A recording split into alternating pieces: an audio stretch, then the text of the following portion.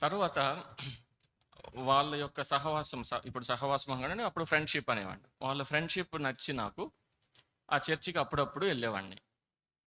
ఒక పెద్ద ఆయన సంఘ పెద్ద నన్ను చూసి, "బాబు మా ఇంటికి భోజనానికి వస్తావా?" అన్నారు. "వస్తాను సార్" అన్నాను. నేను అప్పుడు యూసఫ్‌గూడలో ఉండేవాడిని. చికట్పల్లి నుంచి మౌలాలి, మౌలాలి నుంచి యూసఫ్‌గూడ.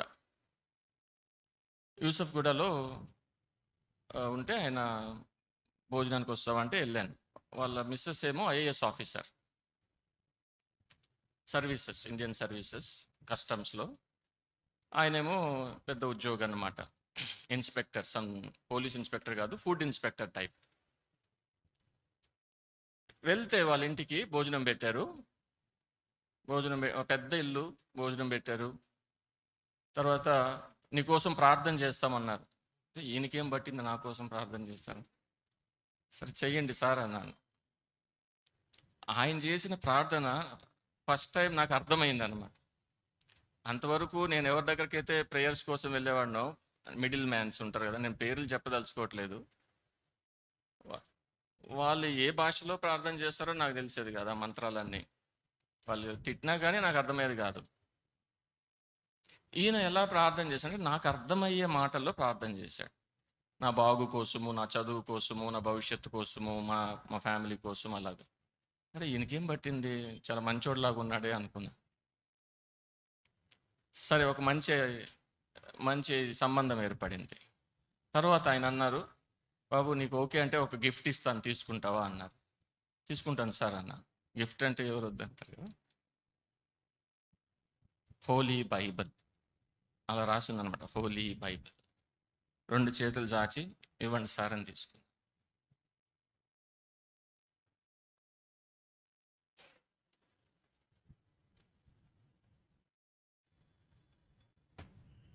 చాలా స్పెషల్ మూమెంట్ నా లైఫ్లో.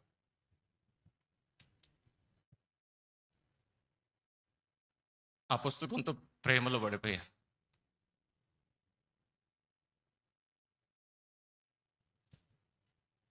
సరే, ఇంటికి వెళ్ళి అంటే అది ఇంగ్లీష్ బైబిల్ అనమాట.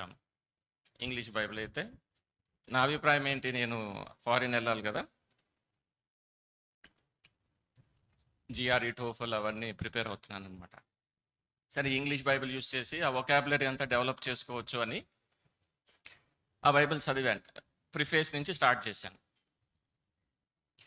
చిన్నప్పటి నుంచి నాకున్న ప్రశ్నలు ఏవైతే ఉన్నాయో, ఆదికాండం 1, 2, 3 అధ్యాయాల్లోనే జవాబులన్నీ నాకు దొరుకుతున్నాయి. ఎందుకు మనిషి అందరిని ఏలుతున్నాడు ఆ జంతువుల్ని అంటే, దేవుడు అలా పెట్టాడు. నువ్వు వీటన్నిటి మీద నువ్వు ఏలుబడి చేయని. ఎందుకు స్త్రీ పురుషులు ఇద్దరే అంటే, దేవుడు వారిని స్త్రీని గాను పురుషుని గానే చేశాడు. దేవుడు చేశాడు కాబట్టి అలాగుంది. నాకు అదే కావాల్సింది, ఆన్సరే కావాలి నాకు. ఎవరు చేశారంటే దేవుడు చేశాడు. ఆ సోర్స్ అంతా బైబిల్లో ఉంది.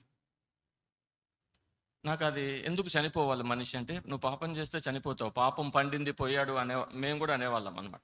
పాపం పండింది పోయాడు అని బైబిల్లో ఉంది ఆ మాట. అరే ఈ బైబిల్ మాట్లాడుతుంది నాతో అన్న ఒక అభిప్రాయం ఏర్పడి, చాలా సంగతులు ఆత్మీయంగా బాగున్నాయని. సరే, ఇంకా అర్థం అవ్వకపోయినా టకటక చదివానన్నమాట బైబిల్ గ్రంథాన్ని. అది ఒక నవల్ అనుకున్నాను. నవల్ అంటే ఒక గ్రంథం అనుకున్నాను. ఫస్ట్ నుంచి లాస్ట్ దాకా ఒకే పుస్తకం, ఏమో 66 పుస్తకాలని నాకు తెలియదు. అన్ని చదువుతూ వచ్చాను. కొన్ని అర్థమయ్యేటివి కదా, పేర్లు ఊర్లు అన్నీ అర్థం అయినా చదువుకుంటూ వెళ్ళాను. కొన్ని సంఘటనలు బాగున్నాయి, కొన్ని అర్థమయ్యేటివి కాదు. అయితే మత్తయి సువార్తకు వచ్చినప్పుడు కొండ మీద ప్రసంగం నన్ను చాలా ఇంప్రెస్ చేసింది. ఒక చెంప మీద కొట్టి ఇంకొక చెంప చూపించాలి అని ప్రభు అంటున్నాడు. ఇప్పుడు ప్రభు అంటున్నాను కానీ అప్పుడు ఎవరో తెలియదు. యేసు అని అలాగా అనేవాడు. నీ కంటిలో దూలం ఉంది, పక్కవాని కంటిలో నలుసెందుకు చూస్తున్నావు అంటే, అబ్బా ఎంత గొప్ప మాట ఇది. నిజంగా ఆ మాట నన్ను ఎంతో ఆశ్చర్యవంతుని చేసింది అనమాట. మనుషులందరూ ఇదే కదా చేసేది. ఒకవేళ ఇక్కడ రాసినున్నట్లు మనం ప్రవర్తిస్తే ప్రపంచం ఎంత బాగుంటుంది. అలాంటి ఆలోచనలో పడ్డాను. అయితే చదువుతుంటే మత్తయి సువార్త చదివాను, మార్క్ చదువుతుంటే కొన్ని చదివిన కథలే మళ్ళీ వస్తున్నాయి. ఏంది ఈ బైబిల్ ఏమైనా ప్రింటింగ్ మిస్టేక్ ఏమన్నా ఉందా, ఇది ఆల్రెడీ చదివాను నేను, మళ్ళీ వస్తుంది ఏంటి అని అనుకున్నాను. వాళ్ళు ఇద్దరు వేరే వేరే రచయితలని నాకు తెలియదు. లూకా సువార్తకు వస్తే మళ్ళీ రిపీట్ అయింది. ఇది ఖచ్చితంగా ఇదేదో మిస్‌ప్రింట్ అయినట్టుంది అనుకున్నాను. అలాగా అజ్ఞానంతో, కానీ ఆశతో ఈ పుస్తకం చదవాలి అని చదివేవాడిని. మందిరానికి కూడా వెళ్తా, వస్తా ఉండేవాడిని. దాదాపు ఒక 3 నెలల కంటే తక్కువ పరిధిలోనే బైబిల్ చదివి ముగించానన్నమాట. అదే సమయంలో నాకు భగత్ సింగ్ గారి సాక్ష్యము, ఆయన యొక్క జీవిత చరిత్ర గురించిన విషయాలు తెలియపరచబడ్డాయి. వింటూ వస్తున్నాను. అదొక ఆహ్, ఒక మంచి ఉదాహరణలాగా నాకు ఏర్పడిందనమాట. సో, అలాగ ఉండింది. అయితే లూకా సువార్త 22 అధ్యాయం అక్కడ చదువుతూ ఉన్నప్పుడు యేసు ప్రభువుని చూచి నేను సానుభూతి చూపించేవాడినిగా ఉన్నాను. మొన్న రాత్రి చెప్పాను అనుకుంటాను. అయ్యో! ఈయన అమాయకుడిగా ఉన్నాడు. అందరికీ మంచి చేశాడు. ఆయన ఏంటి ఇంత హింసిస్తున్నారు ఈయనను పాపం అనుకున్నాను. నేను గాని ఉంటే అక్కడ పాపం ఆయనకు నేను సహాయపడేవాడినేమో, ఆయన రక్షించేవాడినేమో అని ఏంటి యేసు ప్రభువుకు నేను రక్షకుడుగా నన్ను ఊహించుకుంటున్నాను. అంత మంచివాడిని అన్నట్టు. ఆయన అంటారు ఆశ్చర్యంగా, నాకు ఆశ్చర్యంగా, నా కోసం ఏడవద్దు, మీకోసం మీ పిల్లల కోసం ఏడవండి అంటాడు అక్కడ ఆయన మాటల్లో. ఏంటి అంటే నేను ఆయన్ని చూసి సారీ చెప్తుంటే, సింపతి చూపిస్తుంటే ఆయన you don't feel sorry for me, feel sorry for your self అంటే అప్పుడు నాకు భయం వేసింది. ఇది నిజంగా ఎవరు? నేను నేను అనుకుంటున్నట్టేనా ఈయన, కాకపోతే ఇంకెవరైనానా అన్న ఒక తలంపు వచ్చిందన్నమాట. ఆయన వెళ్ళి సిలువ మీద తండ్రి వీరేం చేయుచున్నారో వీరికి తెలియదు కనుక వీరిని క్షమించండి అని ఆ ప్రార్థన చేసినప్పుడు కదిలిపోయాను. ఎందుకంటే వాళ్ళకి తెలుసు వాళ్ళు ఏం చేస్తున్నారు. మా చిన్నప్పుడు మా అవ్వ అనేది అంటే గాడిదలాగా పెరిగావు అలా అనేది అనమాట. నాకు అనిపించింది వీళ్ళు బాగా గాడిదలాగా పెరిగిన వాళ్ళు ఏం చేయాలో వాళ్ళకి ఏం చేయకూడదు అన్నీ తెలుసు, వాళ్ళు చేస్తున్నారు. ఈయన మాటలు ఏంటి, వాళ్ళు ఏం చేస్తున్నారో వారికి తెలియదు అంటే నాకు ఎలా అనిపించింది అంటే నేనేం ఆలోచన చేస్తున్నానో నాకు తెలియదు అని ప్రభువు నాతో మాట్లాడుతున్నట్టు నాకు అనిపించింది. నా ఊహ, నా ఆలోచన, నా విధానం నాకేమీ అర్థం కావట్లేదు. ఒక భయం వచ్చింది నా మీద. భయపడిపోయాను. నేడ్చేశాను. అయ్యా నువ్వెవరో నాకు తెలియదు. అయితే నిన్ను హింసించే వాళ్ళని క్షమించమని అడుగుతున్నావు కాబట్టి నన్ను దయచేసి క్షమించు. నేను హింసకుడనే. నువ్వెవరో నాకు తెలియదు. ఒకవేళ నేను అక్కడ ఉండుంటే 2000 సంవత్సరాల క్రితం నేనే ఒక సుత్తె, ఒక మేకు తీసుకొని గట్టిగా మీ మీద మేకులు కొట్టేవాడినేమో. మీరెవరో నాకు తెలియదు, నన్ను క్షమించండి. నేను దేవదూషకుడిని. దేవుడిని విడిచిపెట్టి విగ్రహాలను పూజిస్తూ వచ్చిన దేవదూషకుడిని. నన్ను క్షమించు అని అలాగా ఒక ఒక థియలాజికల్ పర్స్పెక్టివ్లో కాకుండా నాకు తెలిసిన విధానంలో మూలుగులతో ఎలా ప్రార్థించాలో తెలియక అలా ప్రార్థించాను. అది 2001 సంవత్సరం ఏప్రిల్ నెల, మార్చి నెల. ఏప్రిల్ నెల మొదటి ఆదివారం మందిరానికి వెళ్ళాను. స్పష్టంగా సువార్త నాకు వినబడతా ఉంది. ఆ తెర చినిగిపోయింది అనుకుంటాను. స్పష్టంగా దేవుని దర్శనం, సువార్త నాకు వినబడతాం. నువ్వు పాపివి, యేసు ప్రభు నీ కొరకు చనిపోయాడు సిలువ మీద. ఆయన దేవుడు ఈ లోకానికి వచ్చి ఆయన పాపం లేకుండా జీవించి నీ కొరకు పాపముగా చేయబడ్డాడు. నీ కొరకు రక్తం కార్చాడు. ఆయన పొందిన ఈ శ్రమంతా నీ కొరకే. నేనైతే ఆయన దేని నుండి రక్షించాలనుకున్నానో అదంతా నన్ను రక్షించడానికి ఆయన వెళ్ళాడని నాకు అర్థమైంది. సమాధి చేయబడి తిరిగి లేచాడు. నీ పాపాలు ఒప్పుకుంటే ఆయన నీ పాపాలు క్షమిస్తాడు. ఆ మాట విన్నాను. ఆయన సాక్ష్యం కూడా చెప్పాడు. ఆ దైవజనుడు పేరు చెప్పను కానీ ఆయన కూడా కన్వర్ట్ అయ్యి. ఎవరైనా ప్రభువుని అంగీకరిస్తారా? మీ చేయి చూపించండి, మీకోసం ప్రార్థన చేస్తాం. నాలో సగభాగమేమో వద్దులే, నీకెందుకు ఇదంతా, నువ్వు చదువుకో, నువ్వు బాగుపడు, ఏదో వచ్చావా పోయావా అన్నట్టు ఉండకుండా ఇవన్నీ నీకు అవసరమా అన్నట్టు ఒక భాగం. ఇంకో భాగమేమో నా కుమారుడా నీ జీవితం నాకు ఇవ్వు, నేను నిన్ను బాగు చేస్తాననే స్వరం. ఇప్పుడు ఎలాగా చాలాసేపు హెసిటేట్ చేశాను, ఏం చేయాలి అని. ఫైనల్గా నా చేయెత్తే, నీ పాపాలు క్షమించబడ్డాయి. యేసు రక్తము ప్రతి పాపమును కడిగి నిన్ను శుద్ధీకరించి నువ్వు మరణములో నుండి జీవములోనికి దాటిపోయావు. యేసు ప్రభు నందు ఉన్న వారికి ఏ శిక్షా విధియు లేదు. ఆ మాటలు విన్నప్పుడు ఎంతో లిబర్టీ అన్నమాట, ఉపశమనం. అది ఎలా చెప్పాలో నాకు అర్థం కాదు. ఎంత ప్రయత్నం చేసినా చెప్పలేను. ఆ అనుభవం అయితే ఎంతో గొప్ప అనుభవం. చిన్న విధంగా చెప్పాలంటే వాటర్ బోర్డింగ్ అంటారు. అంటే మనల్ని బకెట్ నీళ్ళల్లో మన తల అలా ముంచేసి ఊపిరి పీల్చుకోలేనంత ఆ పరిస్థితులు అలా వదిలేశారనుకోండి, అలా బయటకు వచ్చి అని ఒక ఒక ఉపశమనం వస్తుంది కదా, ఒక విడుదల వస్తుంది. దానికంటే ఎన్ని రెట్లు ఎక్కువ అలాంటి ఒక విడుదల అన్నమాట. అంతవరకు ఒక బందీగా ఉన్నాను నేను. నా పద్ధతులకి, ఆచారాలకి, అనేక విధాలైన మూఢనమ్మకాలకి భయస్థుడుగా.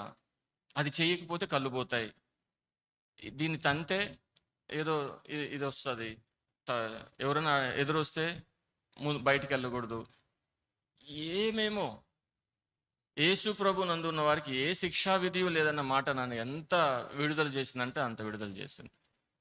మీరు ఏమైనా అలాంటి బంధకాల్లో ఉన్నారా? భయంతో ఉన్నారా? మరణ భయం, జీవం దాటిపోయాం మనం. చీకటి నుండి వెలుగులోనికి దాటిపోయాం. సో అది నా రక్షణ అనుభవం.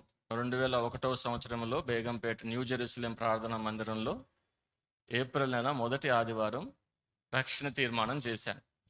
మీ జీవితంలో అలాగే మీరు ఏమైనా ఖచ్చితంగా చెప్పగలరా? ప్రయత్నం చేయండి, ఎప్పుడు మీరు ప్రభువుని నమ్ముకున్నారు అని. నా మెంటర్, నిన్న మెంటర్ గురించి చెప్పాను కదా, కొంతమందికి పర్సనల్గా కూడా మాట్లాడి చెప్పాను, మెంటర్ ఉండాలి, అవసరం. నా మెంటర్, నన్ను ప్రోత్సహించిన నా గురువు బేగంపేటలో దేవదానం గారు. రిజర్వ్ బ్యాంక్లో పనిచేసి రిటైర్ అయ్యారు, ఇప్పుడు బేగంపేటలో సేవ చేస్తున్నారు. ఆయన నా మెంటర్. అంటే నేను అలాగా ఒక టైటిల్ ఆయనకి ఇవ్వలేను, కానీ ఆయన చూస్తుంటే ఆయనకు అర్థమవుతుంది. బట్ అలా నన్ను ఆయన పెంపకం కింద ఆయన తీసుకున్నారు. He invested his life in me. ఆత్మీయంగా పెంచాలి అనే ఒక భారంతో భారతీయ ఆంటీ దేవదానం గారు నన్ను చేరదీసి నాకు అన్ని విషయాలు నేర్పించారు. అయితే ఫ్రెండ్స్తో ఉండాలి అంటే నాకు క్రీస్తునందు ఉన్నవారు, if any man is in Christ is a new creation. ఎవరైనా క్రీస్తులో ఉండేలా వాడు నూతన సృష్టి. ఆ మాట విన్నాను. పాతవి గతించిన ఇదిగో కొత్తవాయను అంటే, మా ఫ్రెండ్స్ దగ్గరికి వెళ్ళి యూసఫ్ గడారు ముందు అరే సినిమాకి వెళ్దామంటే అందరూ లైన్లో వచ్చేవాళ్ళు అనమాట. ఇప్పుడు అరే చర్చికి వెళ్దాం రంటారా అంటే చూసేవాళ్ళు పై నుంచి కింద దాకా, ఏమైంది వీడికి అని. బైబిల్ పెట్టుకుని మోకరించి చదువుకునేవాడిని రూమ్లో. అందరూ చూసేవాళ్ళు. అదొక వాళ్ళకి ఒక వింతగా ఏర్పడిపోయింది అనమాట. నిన్న దినేష్ అన్న బ్రదర్ అంటా ఉన్నారు, క్షణంలోనే మారిపోయింది నా జీవితం అని. అలాగా ప్రభు నాలోకి వచ్చినప్పుడు నాకు నాకు తెలియకుండానే, సగం తెలుస్తుంది, సగం తెలియకుండానే మార్పు వచ్చేస్తూ ఉంది. ఏదైతే చెడ్డవి ప్రభువుకు మహిమ కానివి అన్నీ, అవి చేయాలంటే భయము, అవి చేయాలంటే ప్రభువును అవమానపరుస్తున్నానేమో అని ఒక ఒక భీతి, ఒకలాంటి కాన్ఫ్లిక్ట్ వచ్చేసింది అనమాట జీవితంలో. అంతకుముందు ఆ భయం ఉండేది కాదు, ఇప్పుడు ఆ భయం వచ్చేసింది. చెయ్యాలా చేయొద్దా. సో వీళ్ళతో ఉంటే నేను ముందుకు వెళ్ళలేను ఆత్మీయంగా అని మందిరంలోకి వెళ్ళి మందిరంలో పెద్దలను అడిగాను, మీ మందిరంలో ఉండొచ్చా అంటే, నీకు ఓకే అంటే ఉండు బాబు అన్నారు. అక్కడేం పెద్ద స్థలం లేదు, ఒక చిన్న కిచెన్ ఉంటుంది, హాల్ ఉంటుంది. అంటే సరే. మధ్యలో అంటే దేవుని వాక్యం వింటా ఉన్నాను. దేవుని మందిరమందు నివసించేవారు ధన్యులు, అలాంటి పాటలు అవన్నీ నన్ను ప్రభావితం చేశాయి అన్నమాట. అంటే ఇందులో ఆశీర్వాదం ఉంది అని చెప్పి నేను అలా సమర్పించుకొని మందిరంలోనే ఉండేవాడిని. మందిరంలో ఇంకొక అబ్బాయి శామ్యూల్ అని, ఆ అబ్బాయి జానేటర్ అంటే పెద్ద పెద్ద బిల్డింగ్స్లో ఫ్లోర్స్ అన్ని క్లీన్ చేసేవాడు అనమాట. ఆ అబ్బాయి కూడా మందిరంలో ఉండేవాడు. ఆ అబ్బాయి మందిరంలో అన్ని పనులు చేసేవాడు, బాత్రూములు తుడిచేవాడు, అన్నీ చేసేవాడు అనమాట. దేవుడు నాతో ఎలా మాట్లాడాడంటే, ఇప్పుడు చూడండి, దేవుడు మాట్లాడాడు అన్న అభిప్రాయంలోకి వచ్చేసాను నేను అప్పటికే. ఎందుకంటే బక్సింగ్ గారి పుస్తకాలు చదవడం ప్రారంభించాను. ఆ పుస్తకాలు కూడా బైబిల్ని ఎలా చదవాలి, ఎలా అర్థం చేసుకోవాలని నేను నేర్చుకున్నాను. ఆ అబ్బాయి చేస్తున్నప్పుడు నేను ఎందుకు చేయకూడదు? నాకు అతనికి ఏం తేడా? ఒకే రక్తము, అంటే రక్తం ఎర్రంగా ఉంటుంది అలాగా. ఆ సెంటిమెంట్స్ అన్నీ కూడా గుర్తొస్తున్నాయి అన్నమాట. అబ్బాయి చేస్తే నేను ఎందుకు చేయకూడదు? సో అలాగా నేను కూడా స్టార్ట్ చేశాను. ఆ అబ్బాయికి ఏమో భయం, వీడు ఎంటెక్ చేసి ఉద్యోగం చేసుకుంటా, వీడు చేస్తే అంకుల్ నన్ను ఏమన్నా తిడతాడేమో అని. సమయం నువ్వేం భయపడొద్దు, నేను అంకుల్తో చెప్తానులే అని నేను చాపలు వేసేవాడిని, చీపురు తీసి ఊడ్చేవాడిని, బాత్రూములు కడిగేవాడిని, అన్ని పనులు. అంటే ఇవన్నీ చేస్తున్నప్పుడు నాకు ఒక భవిష్యత్తు ఉంది అని నాకు తలంపు అంత ఖచ్చితంగా ఉండేది కాదు, హోప్ ఉండేది కాదు. కానీ ఈ పనులు చేస్తూ ఉంటే, ఇవన్నీ అంటే ఏంటి, ఎంటెక్ చదివినప్పుడు, ఇంజనీరింగ్ చదివినప్పుడు, ఉద్యోగం చేస్తున్నప్పుడు, అవన్నీ చేస్తున్నప్పుడు ఫ్యూచర్ ఉంది అనే ఒక నిశ్చయత ఉండేది కాదు. కానీ ఈ చేపలు వేసేటప్పుడు, నీళ్లు పట్టేటప్పుడు, మైకులు పెట్టేటప్పుడు, బాత్రూములు కడిగేటప్పుడు, ఇవన్నీ చేస్తుంటే దీన్ని బట్టి నాకు పరలోకంలో బహుమానం ఉంది అని చాలా సంతోషంగా ఫీల్ అయ్యేవాడిని. గ్లాస్ మంచినీళ్ళు అని చెప్పాను కదా మొన్న, అలాగా అవి కూడా లిటరల్గా తీసుకున్నాను. ఒక గ్లాసు మంచినీళ్ళు ఇస్తే మనకి మేలు జరుగుతుందని వచ్చిన వాళ్ళందరికీ గ్లాస్ మంచినీళ్ళు ఇచ్చేవాడిని. అలా నమ్మేవాడిని, ఖచ్చితంగా దేవుడు ఆశీర్దిస్తాడు. ఆ మందిరంలో అలాగా అన్ని పనులు చేసేదానికి ప్రభు సహాయం చేశాడు. అప్పుడు హెబ్రోన్కి యూత్ మీటింగ్స్కి అలాగా వెళ్తూ, స్పెషల్ మీటింగ్స్కి ఫిలిప్ గారు, పాల్ సుధాకర్ గారు, వీళ్ళందరూ వాళ్ళ ఒక మీటింగ్స్ అలా అటెండ్ అయ్యేవాడిని, వినేవాడిని. ఎక్కడ స్పెషల్ మీటింగ్ అంటే అక్కడికి వెళ్ళి శామ్యుల్ ఉండేవాడు, శామ్యుల్ నేను వెళ్ళిపోయేవాళ్ళు. తర్వాత స్లోగా కరపత్రాలు పంచడం నేర్చుకున్నాను. కరపత్రాలు వెళ్ళిన చోటంతా పంచేవాడిని. ఒక ఆయన పట్టుకున్నాడు, నీకు అమెరికా నుంచి డబ్బులు వస్తాయి కదా అన్నాడు. ఇదేంటి ఇలా అంటున్నాడు, అమెరికా నుంచి ఎవరు డబ్బులు ఇస్తారు? చాలా సంతోషం వేసేది. అంటే యేసు ప్రభువుని అందరికీ చెప్పాలి, ఇది ఒక ధనము నేను సంపాదించుకున్నాను. ఒక నిరీక్షణ వచ్చింది నాకు. నిరీక్షణ ఏంటంటే నేను చనిపోయినా కానీ దేవుని దగ్గరికి వెళ్తాను. ఈ మనుషులకి తెలియదు, తెలియపరచాలి. వాళ్ళు ఈ మంచిగాని వాళ్ళకి తెలిసి వాళ్ళ జీవితం ఎంతో మారిపోతుందని ఒక ఆశ. సో సరే, బాగానే ఉంది, అందరికీ చెప్తున్నాం, మీ అమ్మ నాన్న సంగతి ఏంటి అన్న ఒక మాట విన్నాను దేవుని వాక్యంలో నుంచి. సో వాళ్ళకి చెప్తే వాళ్ళకి అర్థం కాలే, దెయ్యం పట్టింది అనుకున్నారు. బాగా చదువుకొని కుర్రోడ్లాగా ఉన్నాడు, ఎవరో చేతబడి చేసేసారు అనుకున్నాడు. నాకు దెయ్యాలు వదిలి నేను బాగుంటే నాకు దెయ్యం పట్టింది అనుకున్నారు వాళ్ళు. నేనేమో లేదు లేదు నాకు కాదు, మీకు దెయ్యం అని.